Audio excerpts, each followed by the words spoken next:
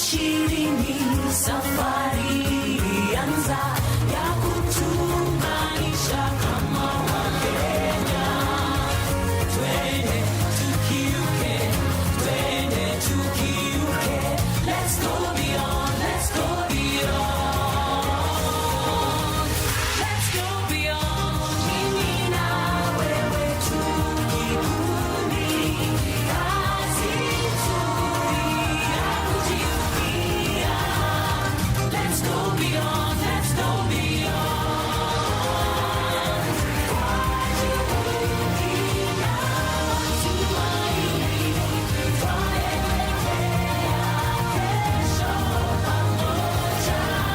Twende tukiuke, Safaricom.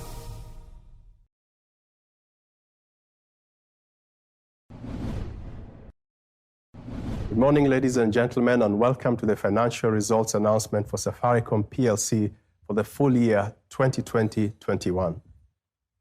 On behalf of our board of directors, the management team, and the staff of Safaricom PLC, we thank you very much for making time to join us virtually for this event. I'm glad, and thanks to technology, which is our foundation of our business, that we can virtually connect and engage this morning. We hope that you are all keeping safe, masking up, washing hands, and observing the required precautions and protocols to help us manage the COVID-19 pandemic. We will start off with remarks by Michael Joseph, the chairman of the board of Safaricom PLC, followed by Safaricom PLC CEO Peter Ndegwa, and thereafter Chief Finance Officer Dilip Pal will take us through the financial performance and results for the period under review. Should you like to keep your social media followers updated, our hashtag for today is #SafaricomFYResults. In staying committed to our promise on diversity and inclusion, our sign language interpreters for this morning are Josephine Jeru and Monica Mwangi. It is now my pleasure to invite Safaricom PLC Board Chairman, Mr. Michael Joseph, to make his remarks.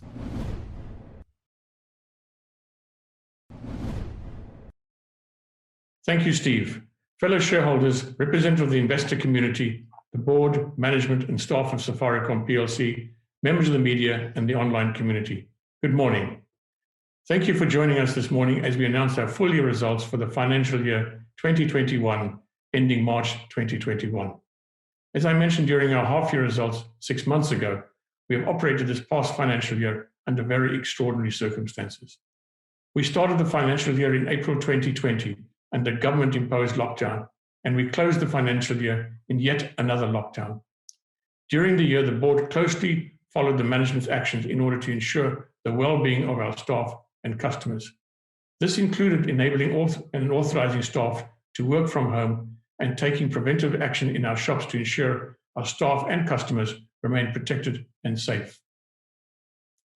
Ladies and gentlemen, the year was marked with a slowdown of economic activity due to the COVID-19 pandemic across the country. However, I am proud of the actions that Safaricom took, standing with the country and supporting the social distancing measures such as working from home and the use of mobile money at reduced rates for payments introduced by the government to curb the spread of virus. Ladies and gentlemen, while the pandemic has had a serious adverse effect across this country, it's brought out a key value in all of us, our resilience. In April last year, we were anticipating an extremely difficult period ahead. However, despite the difficult circumstances, we have tried to find a way to make ends meet. When faced with tough challenges, our resilience comes forth and helps us forge ahead. The board takes note of our business resilience during this time. We are pleased with the performance, especially the recovery noted in the second half of the year. Our Q3 results showed a solid performance, the positive momentum leading to a return to service revenue growth across all sectors. This provided an opportunity to give back to our shareholders and support them during this difficult economic times. As a result, we issued the first ever interim dividend of 0.45 shillings per share, totaling 18 billion shillings. The disruption has also allowed us to think about the future of our business. The board, together with Peter and the management team, have been considering how to position Safaricom to be future ready. During the period under review, the board approved a new strategic positioning that will move Safaricom from a telco business into a purpose-led technology organization. This strategy will see Safaricom focus on new business areas such as agribusiness, education, healthcare, financial services, and support for small businesses, including regional expansion. The board will continue to monitor the execution and implementation of this strategy. To effectively execute the new strategic direction, Safaricom will need the right regulatory framework and support. The board looks forward to engaging with the relevant government functions to ensure awareness of the strategy and seek support in areas such as legislation, taxation, interpretation of laws, amongst others. We are well aware of the importance of Safaricom to this country. It is our commitment that we will continue to investing in our business in order to assist in the success of this country overall. In conclusion, ladies and gentlemen, as we go into the future, we are optimistic about the potential as management implements the new strategy of being a purpose-led technology company. I assure the shareholders that the board is committed to working with the management to deliver value to them, but most importantly, in ensuring that Safaricom continues to be there for Kenya, for its customers, its staff, and the community at large. And our motto, transforming lives. With these remarks, I now take this opportunity to invite our Chief Executive Officer, Mr. Peter Ndegwe, to talk more about our strategy and the performance highlights for the financial year 2020-21. Thank you.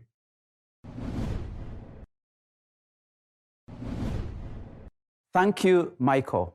Fellow shareholders, representatives of the investor community, the board, management and staff of Safaricom PLC, members of the media and the online community, good morning. I've spent a considerable amount of time in my first year dealing with matters to do with COVID-19 pandemic. As Michael has indicated, COVID-19 has altered the environment for all businesses. And as Safaricom, we were not spared. Our purpose of transforming lives, however, was our guiding light in decision-making when the pandemic was declared in the country. I'll now briefly talk about our commitment to this purpose of transforming lives. In pursuit of our purpose, we continued investing in community initiatives to help Kenyans weather the impact of the pandemic. We supported more than 1.1 million Kenyans through Dr. Zetu campaign across all the 47 counties. During this period, we launched the Safaricom Sustainable Series, which aims to bring together business leaders to discuss how to tackle some of the most pressing challenges of this decade. As a company, we've integrated sustainable development goals into its operations. We remain aware that for business to effectively support the achievement of the SDGs, a shift in leadership mindset and redefined business model is required. In staying committed to our promise of diversity and inclusion, we've enhanced our governance to attain a 50-50 overall gender split with 34% women in leadership. In addition, 2.4% of our staff are people with disabilities. Ladies and gentlemen, on matters environment, we reduced our travel emissions footprint by 38% year on year, even though our overall carbon emissions rose by 8%. Now I'll talk briefly about our performance, in particular, giving you an indication of our H2 performance. Ladies and gentlemen, the government has deployed various measures in a bid to mitigate the spread of coronavirus. In response, we moved to provide solutions to our customers, easing their burden and helping in building resilience. We supported working from home by doubling bandwidth to our home fiber customers for an initial period of 90 days. And furthermore, made the offer permanent at the end of the period. To ensure our school-going children continued with their education, we zero-rated websites hosting education material and provided access to SMS-based learning material. For business, we provided support via the extended M-Pesa wallet where possible and offered generous credit facilities and upfront payments for services and goods to our partners and suppliers. We continue to make a difference in the lives of the most vulnerable in society with initiatives such as Bonga for Good. In addition, we invested Kenya shillings 339 million cash through our foundations, supporting communities weather the pandemic challenges. But perhaps the most impactful was facilitating reduced cash handling through our temporary zero rating of all transactions below 1,000. Over 1.7 billion transactions valued at Kenya shillings 4.4 trillion were zero rated during this period. Following return to charging on zero-rated M-Pesa transactions, we also reduced our M-Pesa tariffs by up to 45% for lower value transaction bands. We also made it easier for our customers to pay hospital bills by zero-rating pay bill costs to health facilities across the country. In addition, Safaricom hosted the national COVID-19 toll-free line, our call center that provided information and support to the country with over 300 of our call center agents on standby to support. But our most critical support to our country was and remains ensuring network stability to keep the country connected. During this period, we accelerated network rollout specifically for 4G with over 1,000 new sites set up. Now let me talk about delivering on our strategy and our mission towards a customer-obsessed, digital-first organization. Our 4 transformative pillars are critical to the delivery of our 5-year strategy. We remain focused on bridging the digital divide through initiatives such as Lipa Mdogo Mdogo, double data on home fiber, and increased investment in 4G rollout. We've seen a 40% growth in 4G devices on our network.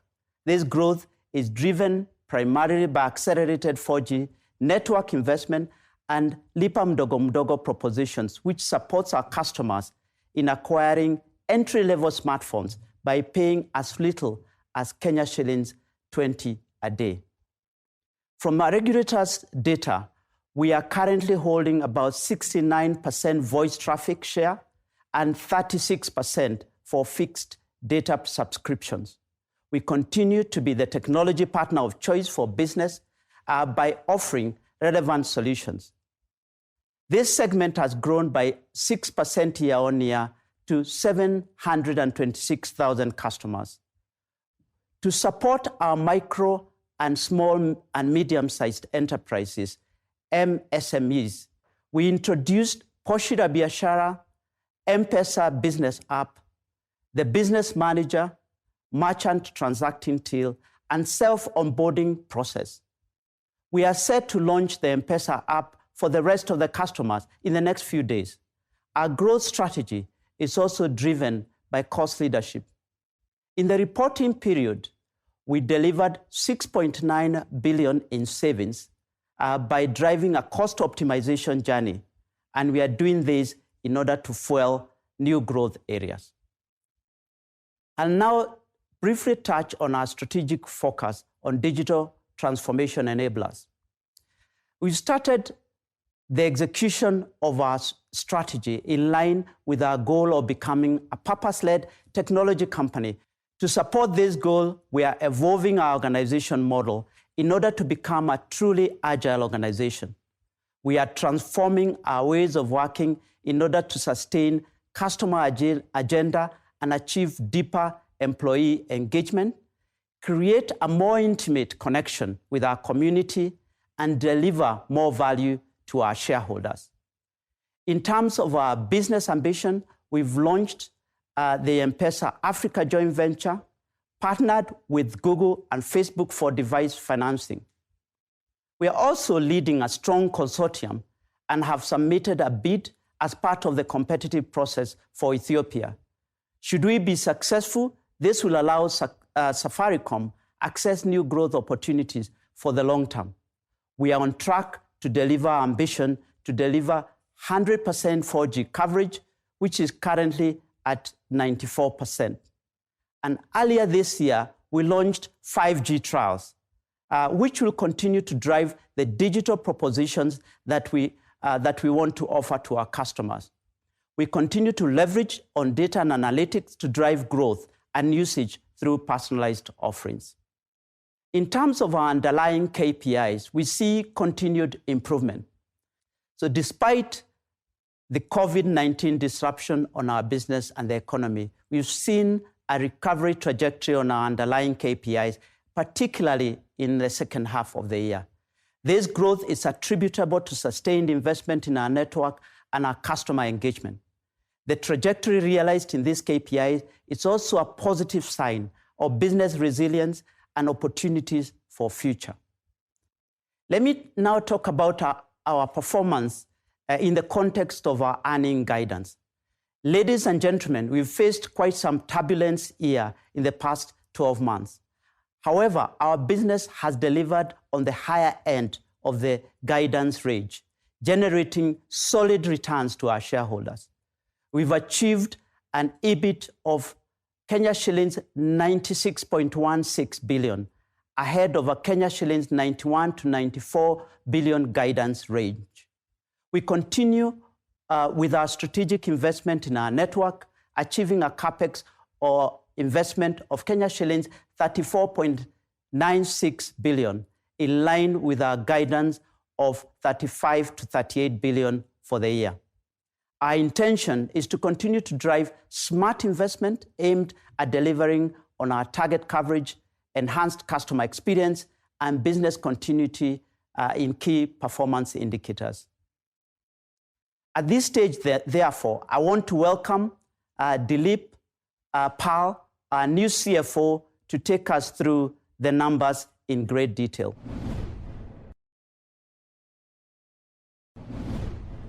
Thank you, Peter.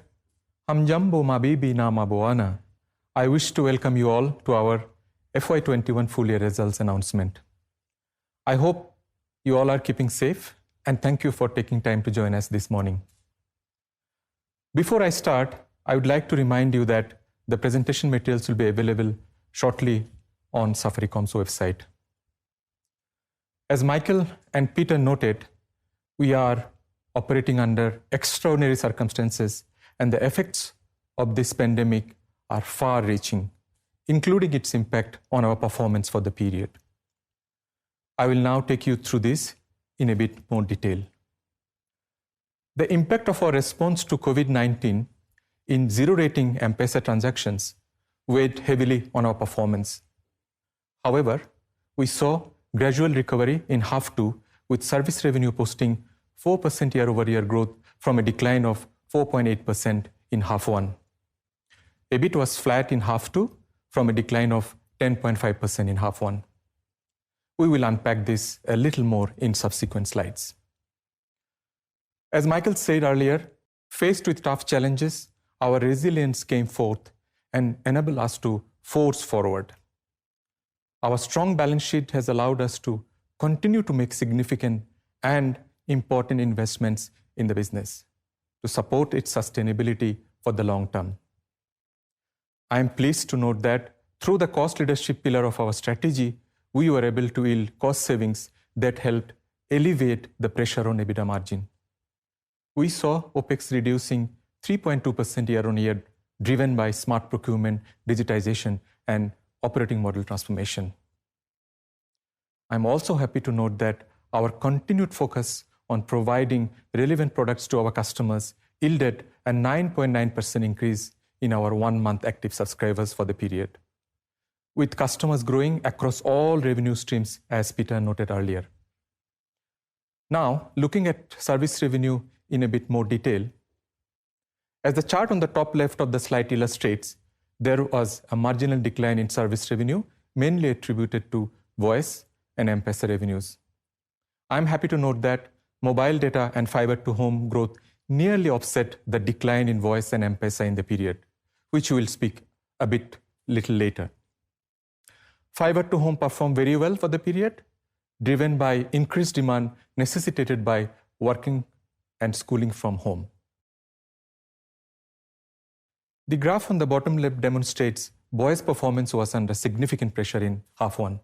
But as Peter called out, strong customer value management offerings yielded a much stronger performance in half two.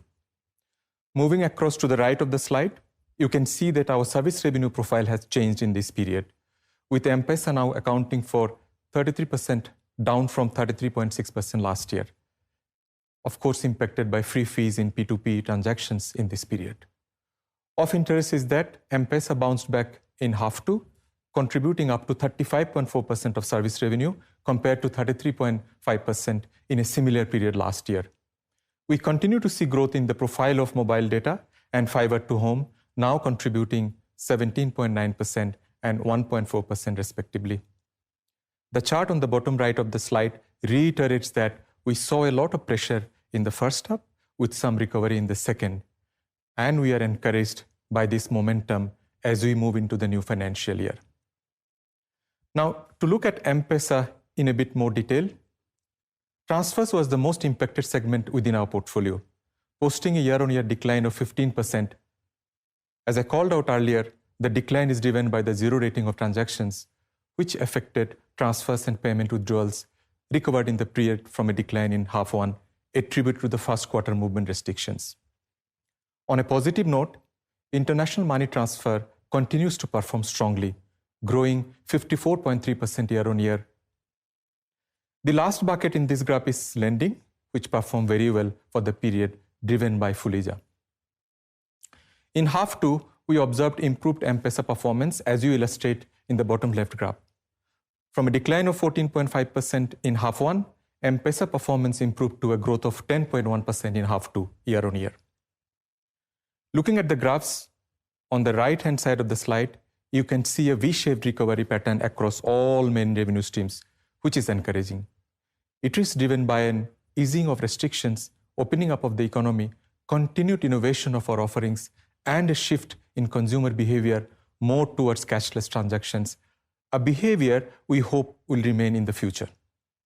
Looking at the same information, this time from the perspective of values and volumes, the story looks more positive, and the underlying health of the M-Pesa ecosystem is evident. The value of M-Pesa transactions increased 58.2% year-on-year, with zero-rated transactions accounting for 19.9% of the total. Likewise, the volume of M-Pesa transactions grew 29.8% year-on-year, with zero-rated transactions accounting for 14.8% of the total. This is supported by the innovations made during the period, some of which Peter spoke about, with our transacting till, as an example, now contributing more than 40 million shillings a month in revenue. In the period, we also accelerated our merchant tills, with 1 month active tills almost doubling, close to 300,000.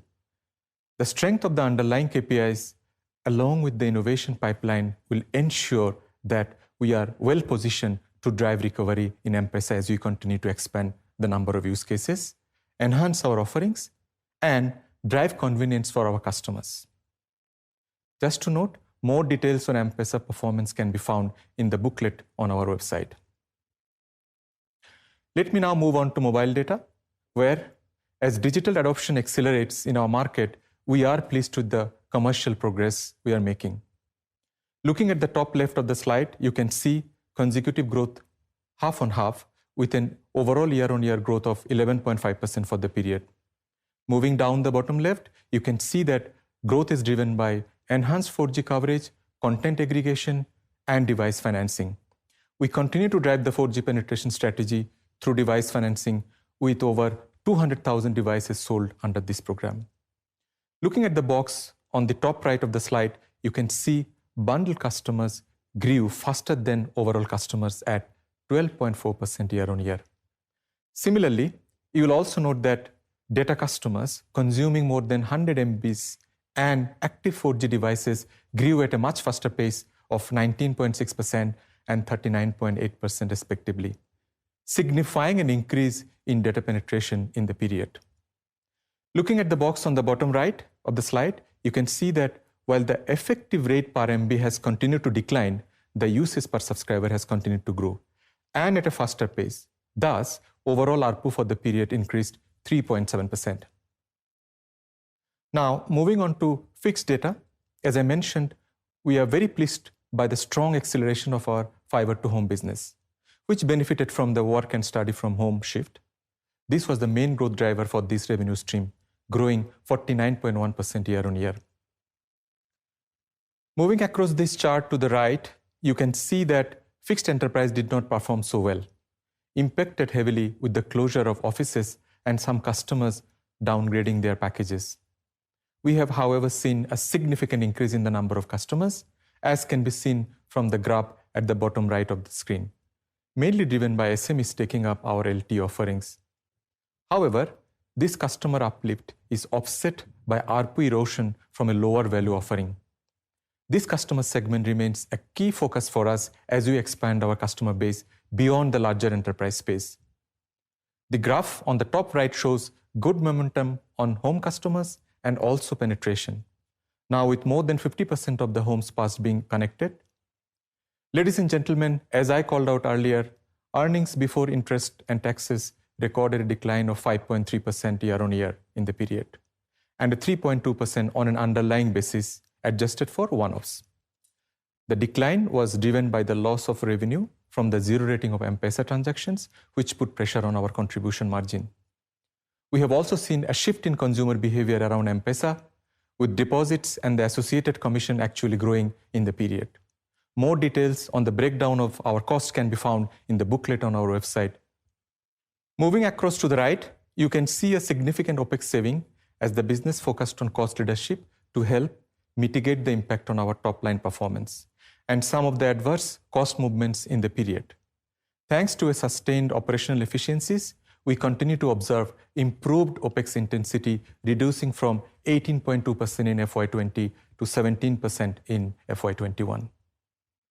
Lastly, looking at CapEx, we sustain investment in our network and systems, with our capital additions for the year at Kenyan shilling 35 billion. 68% of this CapEx was spent on growth areas aimed at securing revenue for the future.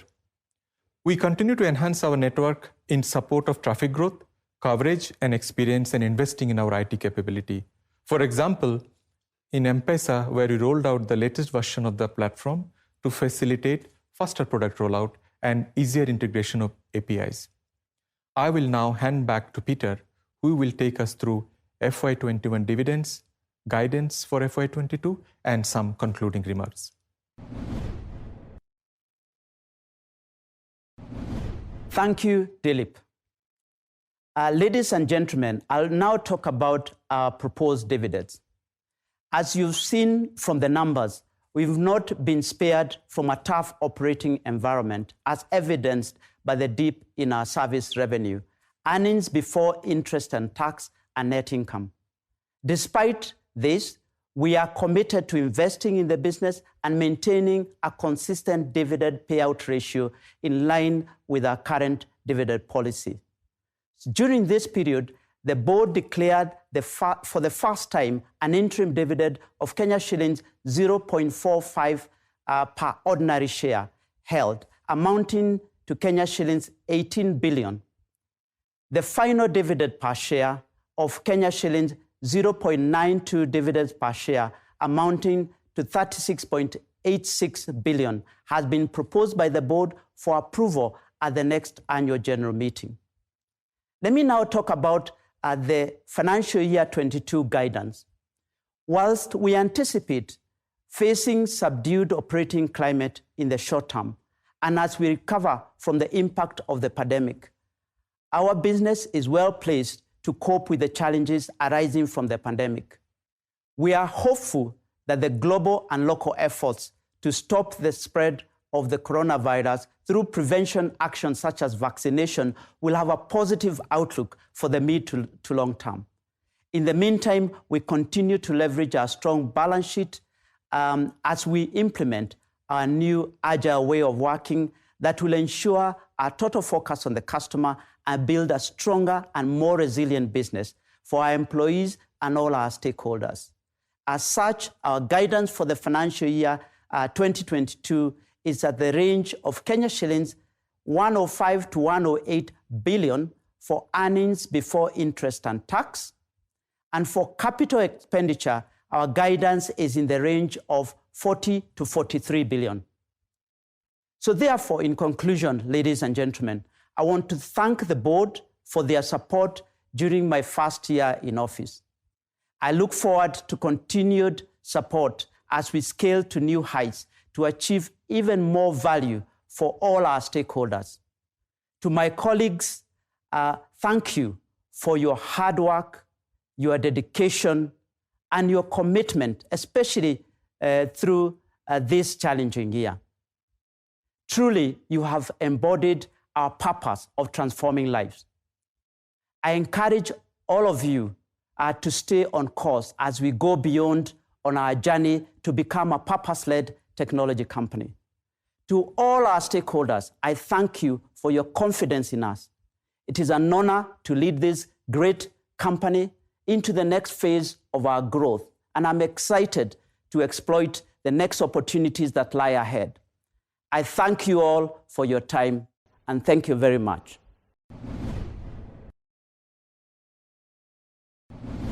Thank you, Michael, Peter, and Dilip.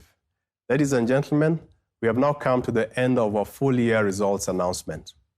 For the members of the media and bloggers present today, you will have an opportunity to ask your questions at a separate virtual press conference, which will take place shortly. Invites for this event have already been sent out to you. Once again, we appreciate you making time to join us this morning. On behalf of the entire Safaricom family, asanteni sana. Have a good day and stay safe. Miaka 20 safari